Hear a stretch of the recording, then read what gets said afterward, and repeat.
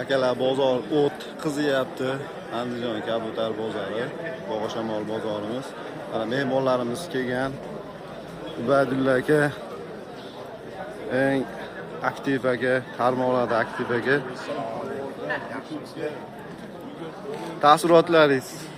Ubaydulla aka Andijon kabutarlari yo'qdimi? Qaysi birini maqtashni bilmayapman. Ani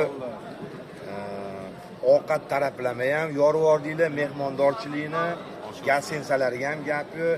Bitta osh qoldi hozir. Bu osh tayyor aka. Go'shidan yedi, xudo xohlasa bitta osh ham yeb. Osh tayyor. Buni ham video qilib qo'yib yuboramiz.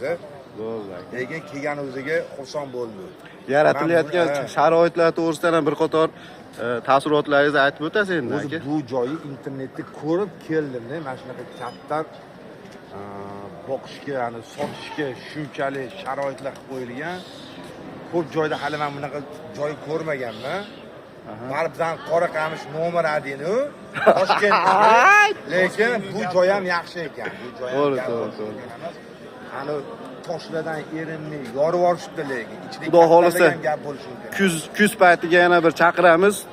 Tog'larimizdan suv oqib turgan holatlarida chaqiramiz. Bu yerda pitomnik bo'ladi, xudo xolasa. O'sha joylarini o'rab, tepalarini o'rab kerak, lekin bu narsani masalan Toshkent bilan bu solishtiradigan bo'lsa, yer bilan osmonda farqi bor. Ya'ni Toshkentda masalan odamlarga sharoit qilib o'tirishdagi возможность yo'q bizda.